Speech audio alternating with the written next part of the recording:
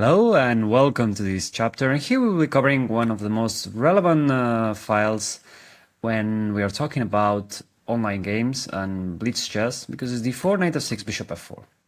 You will have a friend that always plays the London and always plays this move order, and you're like, okay, I'm tired of playing e6, I'm tired of playing d5, I'm tired of just getting a boring game and not being able to play until move 20.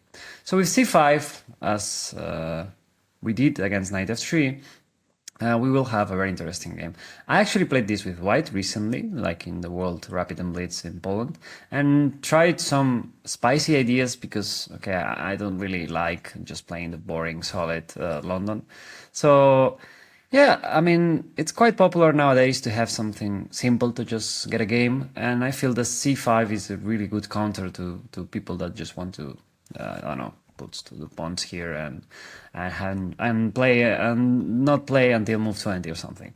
So first of all, we need to check whether white can just play solid. For instance, c3 is the first thing that might come into mind. c3 and e3 are a bit different. And here queen b6 looks the most obvious move. We pressure b2 and also we pressure indirectly d4. It's quite a thematic idea whether when white moves the bishop away or black moves the bishop away and queen b3. So now white has three options. First, we're going to check the most logical, which is queen b3. And now we just take everything. Yeah, knight c6. We kind of force f3. And here the point d3. And here the point is that this bishop is kind of out of the game, because the queen side is kind of open. And whether we play knight b4 now to pressure knight c2, but knight is a bit better. And after knight f3, d6. And this is a key position and structure to understand. The London has a problem, that the bishop can get out of the pawn chain, but when you play pawn d6 and e7, this bishop doesn't get to play at all. It's completely out of the game. And basically you want to play g6, bishop g7, castle, and then bishop f5. And basically at some point you want to point everything into the queen side. While the bishop is kind of relevant here, and white has a very kind of solid structure. Well, has the pawn on b3 that's a bit weird, that allows us to have the knight here in a very safe spot. But moreover, white doesn't have any active plan really to counter us, so it's actually very, very, very pleasant.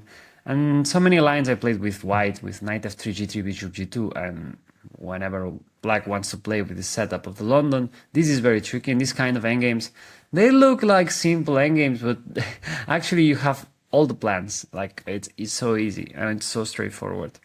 And basically, this is a very simple position that now that you might understand better how it works, it's very dangerous for white.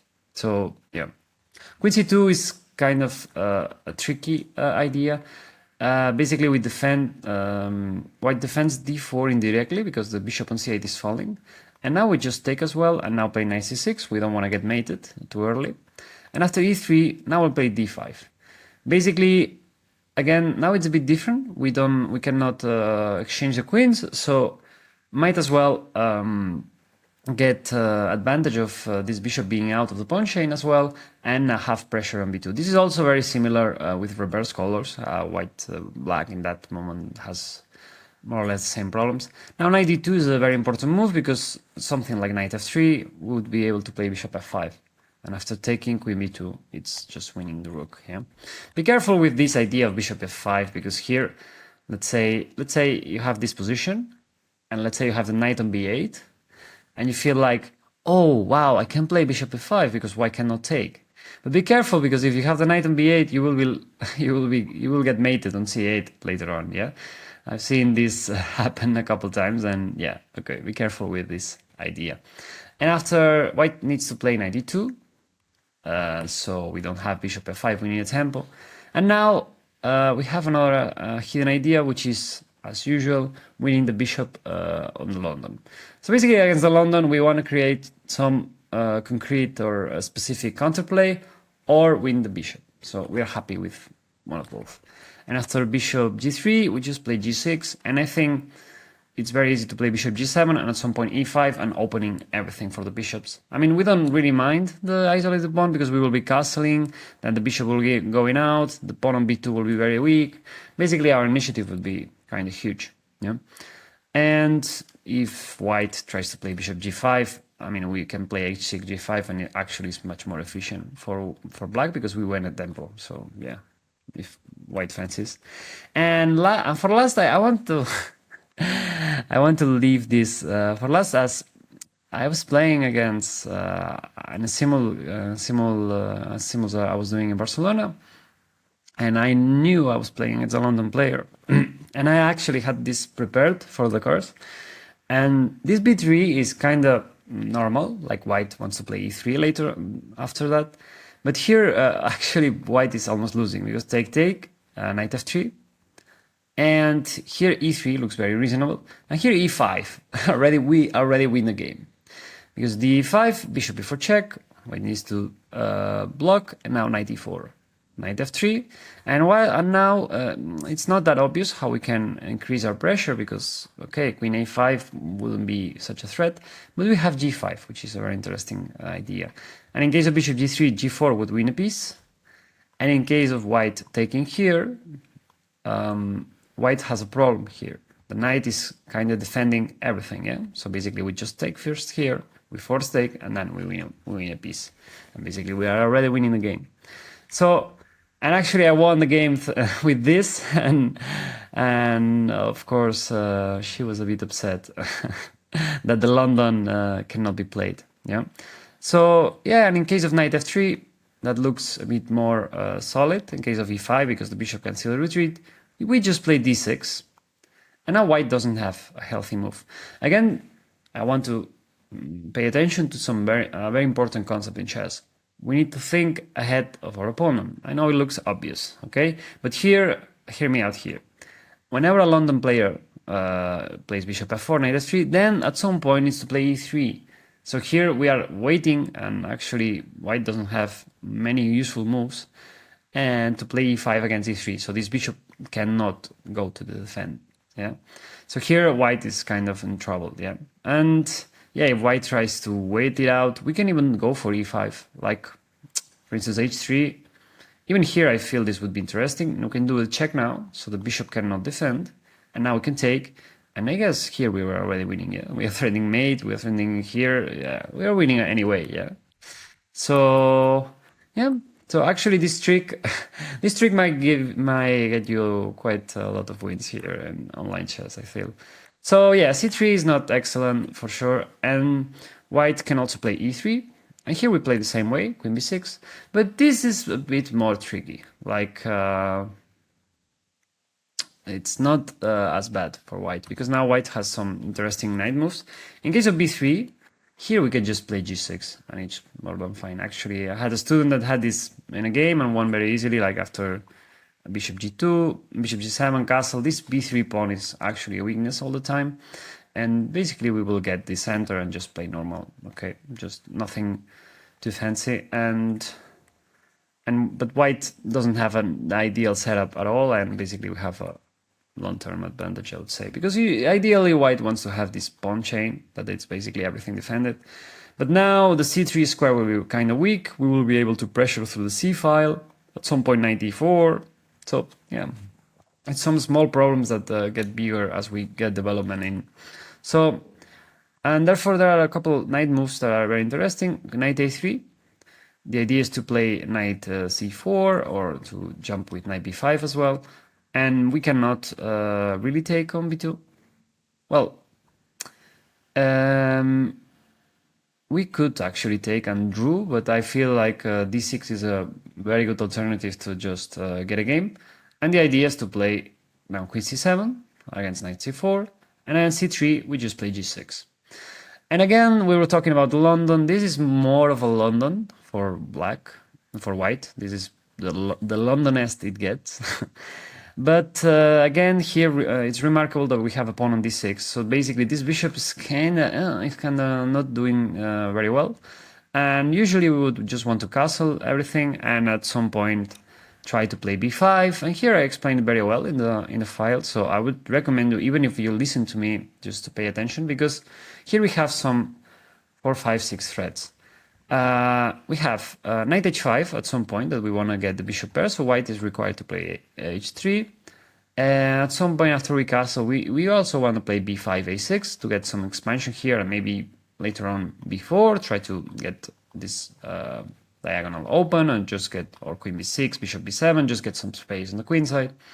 So white usually plays a4. So when white plays a4, we just want to take on d4. So let's say, for example, let's say h3, bishop here, knight f3, castle, now a4. And now white kind of prevented everything, but white gives us some other chance, which is now cd4. If white takes with the pawn, with the c pawn, we have a very nice square on b4. So basically we could play knight c6 and bishop e6 and go for the queen side. Yeah, and the knight can go to d5, h6, and everything is kind of pointing to the center. So for instance here, knight c6, and if bishop e2, just knight d5, and now e5 could be interesting, but it's a bit tricky to have this such a weak diagonal. So maybe starting with bishop f5 or h6 and bishop e6, or maybe just waiting for this and just starting with h6 or bishop e6, basically rook c8, and this square is very nice for a knight, so maybe you knight e4 later on. And basically you just play on the queen side. They completely ignore the bishop on f4, and white doesn't have any significant active plan. That's what we like. And if white tries to play with the e pawn, which is a bit more sensible, here we want to go for the e5 eventually. So basically playing something like bishop e6, now knight d2, and here we could go for knight c6, bishop e2, and bishop d5 is very interesting. If c4, we can tease them because we want take an e5, and we have a lot of counterplay in the center. And if in case of castle, we just play e5. And this is usually a good setup for black because we get already all the center, the rooks are just coming, and everything is quite smooth. So yeah, it's something of a bit of a step-by-step, but just to understand what are our threats and how are we going forward in this line. So I feel it's very simple. Basically with 4, 5, 6 moves, we already have some kind of a very interesting setup and very challenging setup for the London, and yeah, and you might appreciate some strategic ideas as well. Knight c3 is suggested in a chessable course. I feel I don't know if it's Banzea's course or I don't know exactly which ones. I think I said Banzea for another thing, but I don't know if because I recall that. Yeah, Alex Banzea, after bishop b5 check, suggested. Again, this doesn't look at all like London. So, I don't know, just doesn't worry me too much because the pawn is on c3, white is exchanging the light square bishop. It's not something white is expected to have any kind of experience. So, yeah, bishop d7, a4, we just want to kick the bishop. a4 is kind of a theme whenever white does a check here. It's kind of known on the knight of, and also on the Boko Indian mostly, because if we take AB and the rook basically gets open and this pawn is kind of restricting our knight and basically white gets some more space. So usually we don't want to take, we play a6. a6 in general is not ideal because we get this hole on b6. Basically this a5 pawn is kind of restricting the movement of our pawns. And we don't want to play b5 or b6 because the a6 pawn might get isolated. But here it's not really a significant case because, again, this bishop is out of the pawn chain. And now suddenly after d5, white kind of needs to get some space because otherwise we just play simple. And white doesn't really have anything else to go for with the knight on c3. So after d5, we just play g6. And again, since you will see the chapters on the delayed Benoni, I don't feel there is any reason to feel in danger here because we exchange already our poor bishop. The bishop on f4 is kind of irrelevant. e5 is not happening anytime soon for white. We just play bishop g7, castle, b5, and then just try to pressure on b2 and make use of the bishops. I don't know. It just feels very simple to me, and it feels very unpleasant for white. I don't know, because white doesn't have any proactive setup, any proactive plan. Like white just needs to kind of stall and kind of not mess up because, again, whenever you gain space, in this case white gain space with d5, it's tricky to manage if you don't have anything to push it forward with. Like I don't like to gain space for nothing, and basically gain space is like having a pet. Yeah, it's like a responsibility you need to take care of. So yeah, black should be very happy, I feel here.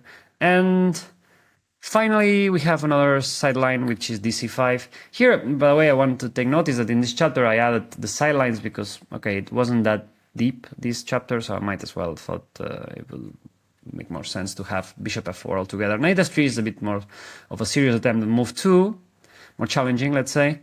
But against dc5, here we have e6, either way, which is a bit of an intuitive move. First of all, it's the move that the engine suggests, which is weird. And second of all, it made sense. It's challenging for white. Like white will be like, wait, but I can play bishop d6. Maybe I can play b4. What is going on? Why would you allow me to do this? It feels like you're losing a pawn. So already we might get the psychological abundance. I mean, if you like to tease your opponents, you can make like e6, like immediate, and then oh no. Like at Rosen. I mean, I don't recommend you to do it too much because then you will be caught, and people don't like that. Yeah, but you can play around with it. Maybe think a bit more, play e6, I don't know. And after bishop d6 is the only relevant idea because before, as usual, just doesn't hold up. Like we just can just kill the pawn chain. Yeah, and in case of bishop d6 at some point, this is even worse because we even have queen a5 check. I mean, the pawn will fall eventually. We have too much development. And so basically bishop d6 we take, and white can take with both.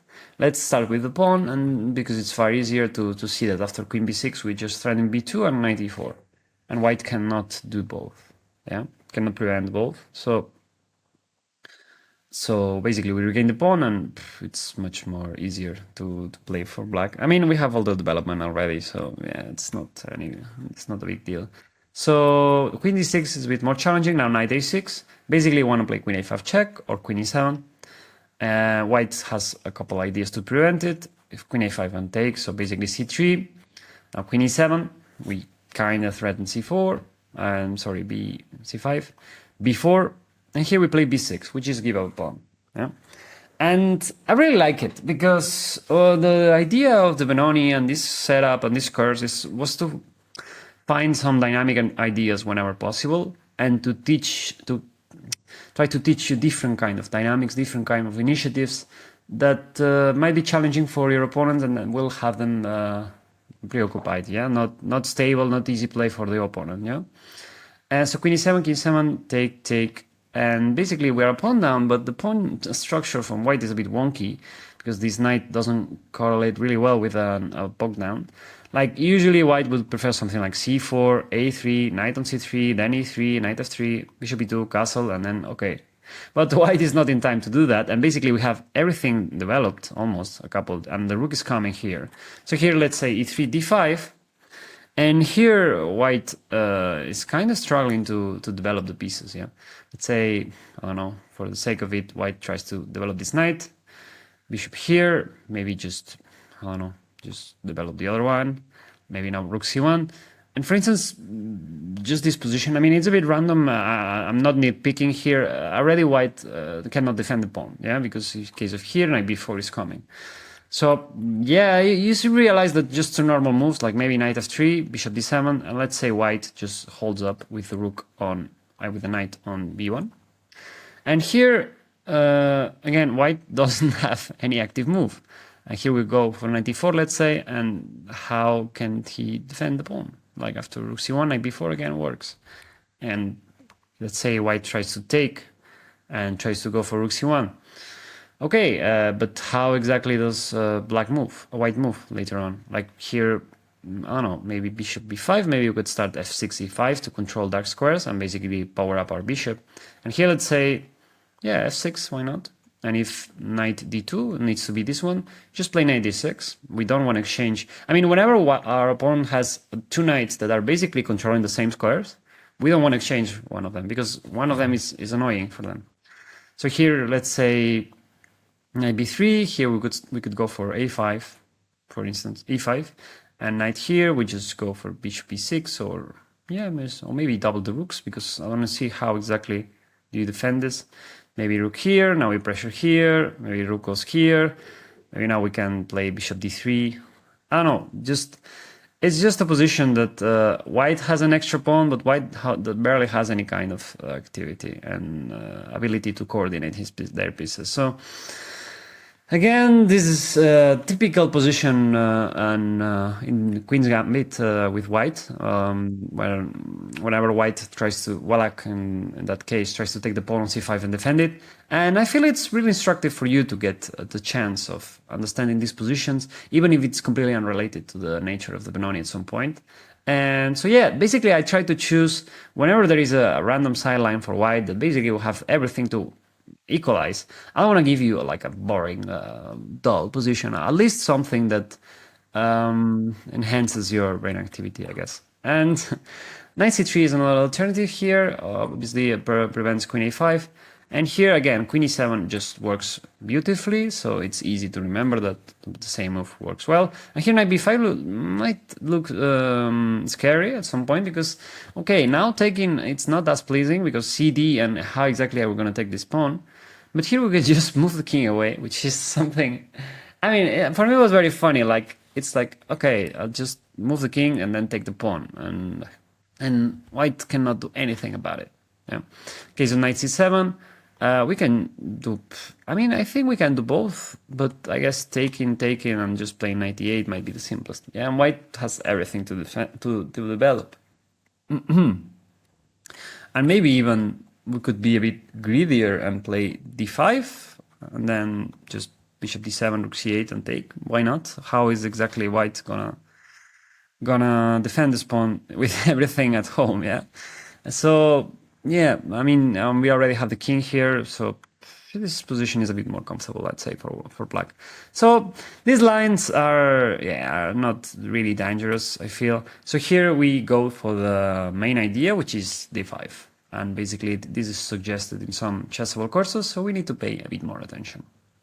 And after d5, basically white wants to get space in the center, but ideally this bishop shouldn't be the first priority with white. This knight should be much more of a priority that defends the center and enhances the push. So this bishop f4 is not considered very coordinated with the pawn on d5. So here we can punish the same way, which is with b5. Yeah. And here white has a wide range of variations. I mean, I shouldn't be much worried about them. Like most of them are just innocent tries or just moves for creativity. Here the only concern might be e4, so this time we'll go over it very quickly. Actually, I saw a game recently, some days ago, that a strong 26 plus player lost with black with this. So yeah, it kind of can get tricky. And Queen f3 is a recommendation of Narayanan lifetime repertoires. Again, I don't feel it's coherent with London, just a super sharp line, and that you need to remember everything. That if black prepares a bit, you are into a very chaotic game.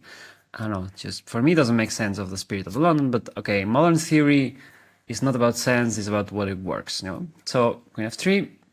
And we can check briefly bishop d3, which is the same idea of knight f3, but here with the bishop on f4, the development is less optimal, and now after knight f6, we are just already threatening the pawn on d5, so white needs to react. White would love to play c4 at some point, but without being able to take with the knight, it becomes a bit stupid to play bishop c4, because, again, we will be able to just castle and develop everything, and white won't be even threatening the queen or anything. We have all the pieces well together, and we are just a pawn up with nothing else. a4 is the only reasonable threat here.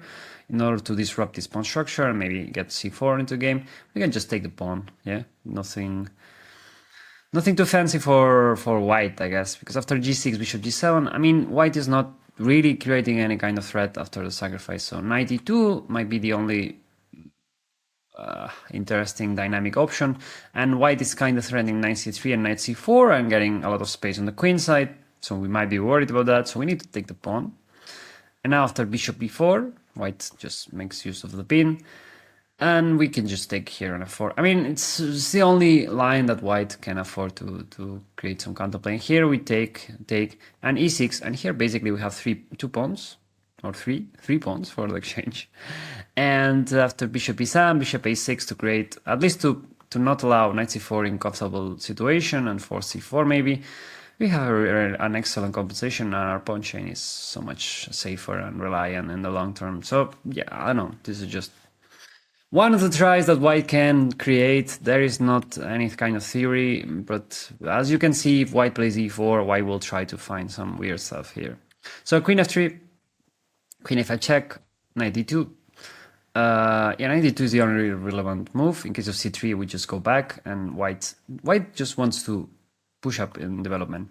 And here, we want to take on f6 in this case, I feel. And because here, in case of knight f6, white has this weird plan. Again, if you're facing this position, it's expected that white knows what he's doing, yeah? So after c4 and knight c3, actually white has some decent compensation and some initiative that we should be wary about.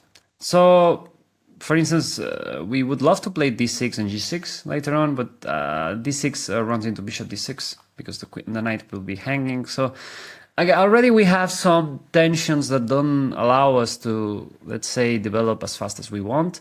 So that might be troublesome when your opponent has all the development ahead. So that's a good way to think. Like, I will need to play something like g6, bishop, g7, castle. So can I do that? And also there is some tricky d6 at some point if we not defend e7 later on. So basically we take on d2 and now queen b6. Yeah. So here taking on d2 makes quite a bit more sense because the bishop already developed to f4 and now goes back to d2. So yeah, it's not... In the other variation, we play knight f6 because we would be developing even more faster our opponent. And here white has a couple tries, all related to development initiative. One is knight h3, because we cannot play g6, which is our desired move, because bishop c3 just kind of... I mean, forces us to play rook g8, which is something we don't want to do, or play f6, which is something we don't want to... We don't... In general, moving the pawn... The f pawn is bad, I'd say. It's a bit generic, but we weaken the king, we weaken the pawn structure, and actually our bishop cannot develop. I mean, only if you play the Dutch, that you should play the Dutch as well. Have a course if you want to say it. You should move the pawn, but even in the Dutch, you kind of regret having the pawn on f5 most of the time. So after bishop b7, c4, this is a game actually from Gareyev. So basically these kind of lines, you can expect to face them if your opponent wants to be very creative. But here we have knight a6, which is a very interesting idea. Basically white doesn't want to lose the tension and take on b5 because the d5 pawn might be very, well, very weak. And here after cb, which is knight b4, we would be actually very happy because white kind of losing all the pressure on the center. And let's say white just tries to develop. Okay, now we are kind of happy with the position as we can just move, develop the pieces now. Now f6 would be as harmful, like let's say something here, f6, because we will play bishop g7, maybe later on f5, and also we have a bishop pair that's very healthy, and also we have more potential in the center. So even queen f6, I guess here should be interesting move, as we've seen many times. Taking with the e-pawn, then playing f5, bishop g7 actually is really nice, and the bishop here is not really doing much. So again, white can have, one can play a4 to make us force to take on c5. This is actually a pretty known theme, like white wants to force us to take on c4, so the development is immediate. And otherwise white takes and basically wants to get rid of this tension. And here we can play b4, which is a bit counterintuitive, but the idea is to take out the queen and then just we will be able to castle long. And since we have an extra pawn, eventually we would be able to play e6. I mean, we need to be careful some threats, but here let's say bishop d3, queen f6, and we will just castle and play d6, maybe take with the g if the queen exchange, and then go for h6, g6, bishop g7, and calmly. Like, our castle is amazing, yeah? Like, all the pawn chain is blocked, and even the knight on a6 defends everything, and later on, white won't be able to prevent knight c7 and e6 and us seizing all the center. So it's actually a very creative and great position. But again, this line, you should be checking it with a weird eye, yeah, like with trying to memorize and understand the dynamics that we need to play precise. But like everything is so much changing, so it's not a line that you should take lightly, I'd say. You just put more the effort here, because the other lines is much more simpler what you need to do. So please take an effort here.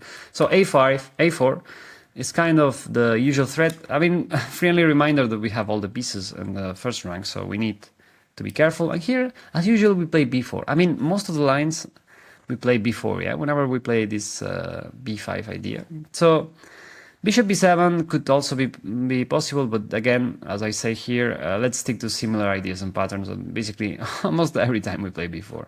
And here, h4, and this is the idea. Why do we play h4? Let's think about it. Can you, for a second, I don't know. Why do you think h4 is the idea? The thing is, white is taking into account what do we want to do? We really want to play g6. Now that we play b4, bishop c3 is not a chance, but now g6 will be heading to h5. And white has some interesting tension, and this rook actually gets to play. And we still have no development. So again, we are not in a timer, but we need to be careful on how many pieces get activated. But bishop b7 is a bit smarter, and actually we follow up with knight a6, knight c7. And it's funny because it's the same plan we did against knight h3. So yeah, it's basically we want to fix a queen side where we have some kind of a majority, and we have a bit more pressure in the center, and then we want to fix the king side. Yeah. So bishop c4 is an option, but long castle. Let's check long castle, for instance. And here again, knight c6, knight c7, and here we'll play e6, bishop e7, and even short castle. It's fine. Like the pin is very annoying, and white is not really threatening anything. And since the pawn is on h4, we don't want to go for this. But the attack is, I mean, this kind of attacks work if we already play the h6, if we have knight on f6 to be targetable and basically annoy us in order to retreat. But here, yeah, I don't know, just feels... I mean, I would recommend you to get some practice in these positions because, I mean, if you don't have a good sense of danger, it can get wrong very quickly. But in general, I feel we have an easier counterplay. And also, once we seize the center, like it's much easier to play. Like in general, the side flanks attacks don't work very well if we have all the control in the center. So yeah, the tendency is bad. So after bishop c4, this is a weird concept. So okay, the thing is, the line for white is very weird. So don't expect me to have simple moves. The idea is bishop a6 was an interesting idea here, but white would actually benefit from, after c3, white wants to open a bit the position.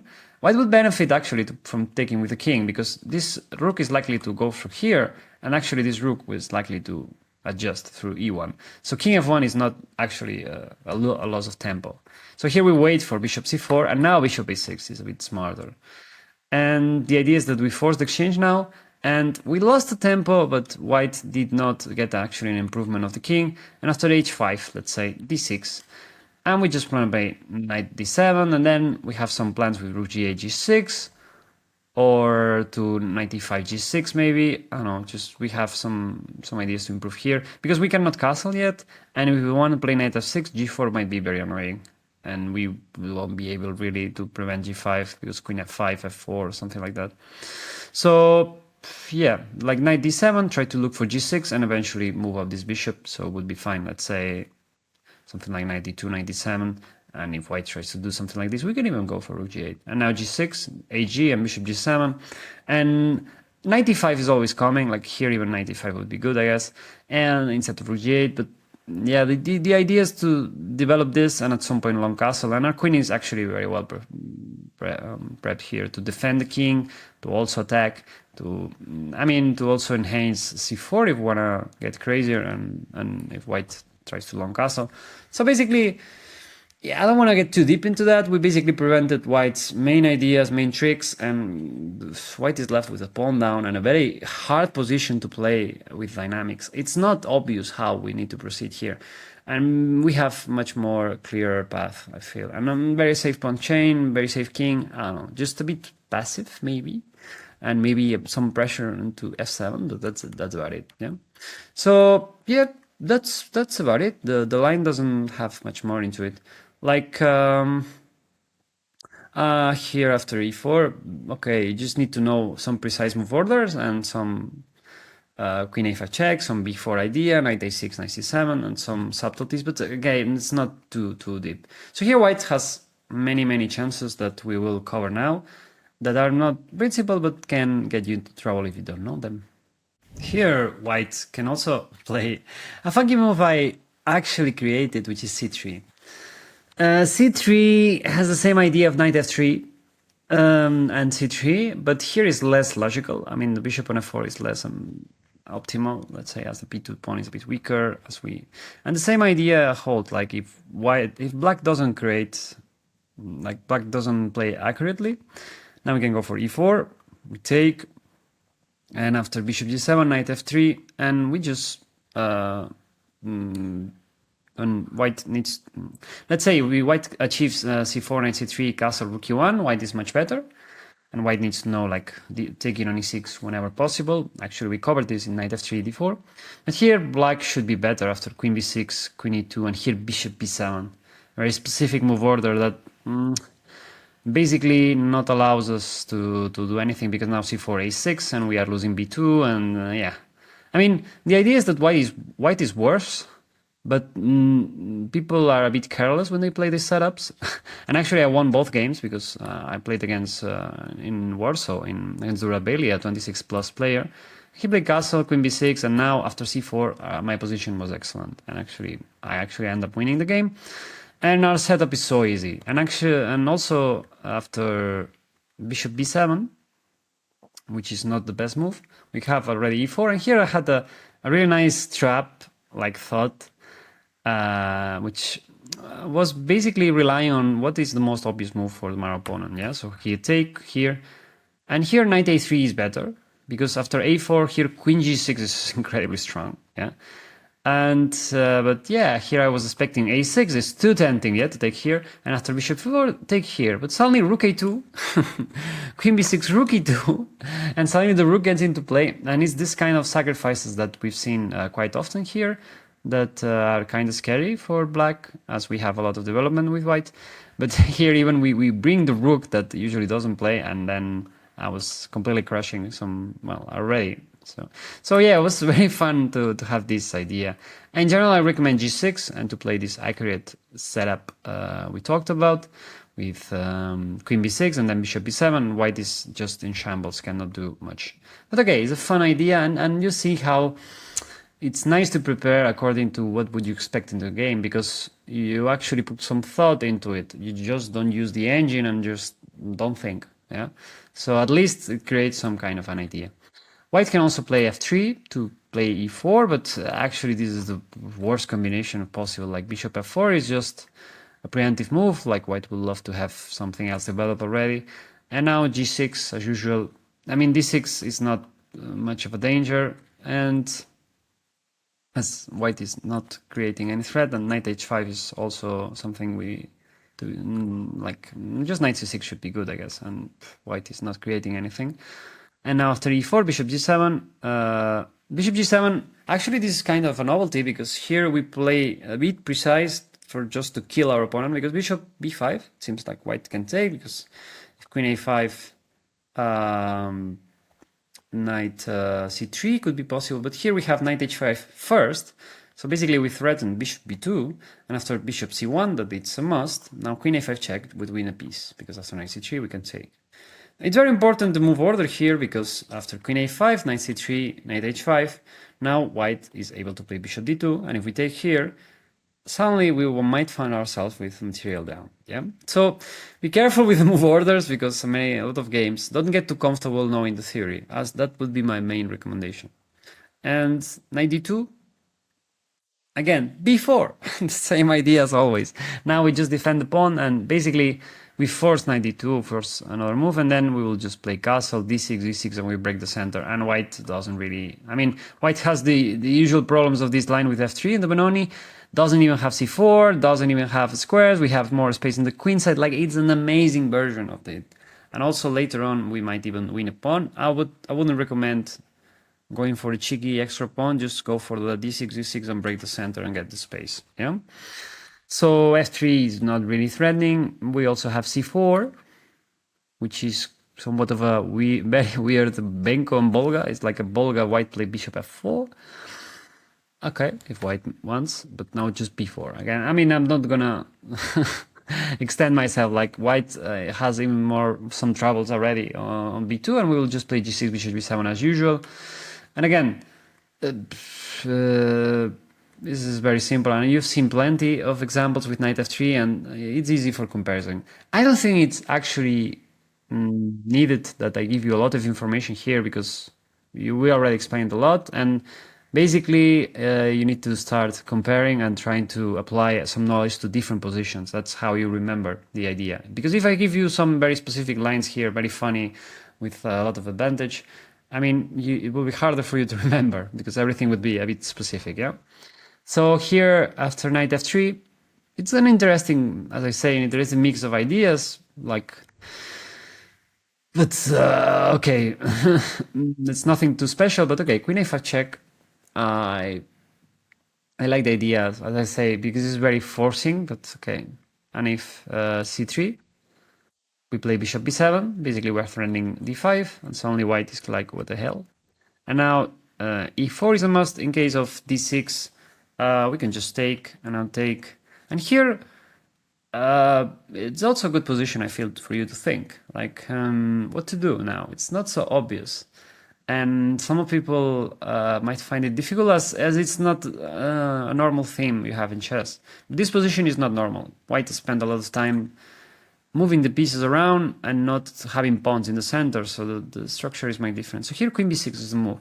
And after take, we just take with the king, and white cannot prevent d5, and basically we get all the space in the center, and we can just play g6, g7, or even king e7 and rook d8 might be even possible, like we have all the development and all the center.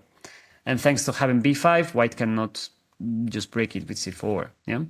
And in case of e4, typical sacrifice, we just take, we just go back, and the only move serious here is a4, and basically now a b5, we just go back, now the bishop needs to go back, and just d6, and we'll just play bishop e7, knight f6, castle, and later on we'll play with d5.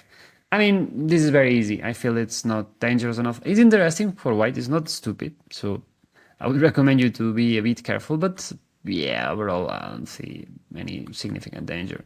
And also, it's too random, yeah, like, it's maybe the best way white can justify playing knight f3.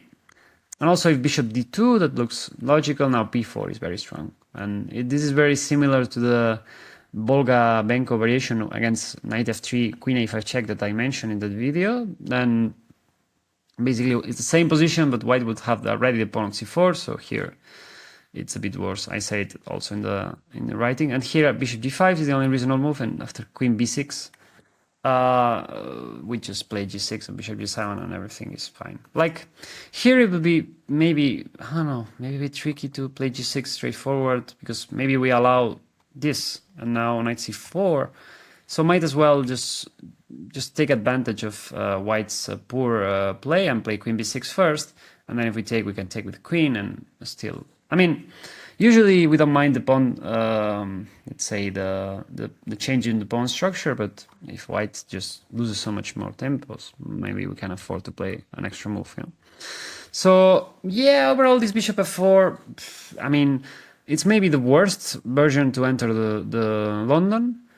I mean, it's still interesting. It gives white some extra chances, so that's why some people up to it and try to cheese, let's say, because if white, I played it actually quite a lot, because if we play d5, e6, and c5, which is usually a normal way to approach it, dc5, actually I have 6 or 7 games. Actually, this is very interesting here, and white can just try to defend the pawn, and it's not obvious. Because here, you remember the typical way to break this, yeah? Like a5 here, take, and now b6. But now bishop b5 would be also interesting and annoying. But we will play bishop d7, we will be fine. But here the problem is that after we take on b8, the famous bishop on f4, and now we play bishop b5 check, suddenly black doesn't have any kind of way to block it, because c6 would win a piece, and after c7 we would win material even more, and king e7 is kind of forced, and white is almost winning. So again, sometimes you don't need the best engine idea, but just a small idea that creates some practical problem. Like here, black needs to think like, oh, I cannot play what I would play 99% of the time with this structure, because there is this subtle idea. So I might have room for a mistake. That's the idea. So yeah, I just want to say that Okay, it's why would people would play bishop f4? But again, there is not much danger here, and I really like how it turned out to be this c5 and this more I don't know, like pressuring ideas we have and how we can just naturally win very quickly. So yeah, hope you enjoyed and see you in another video.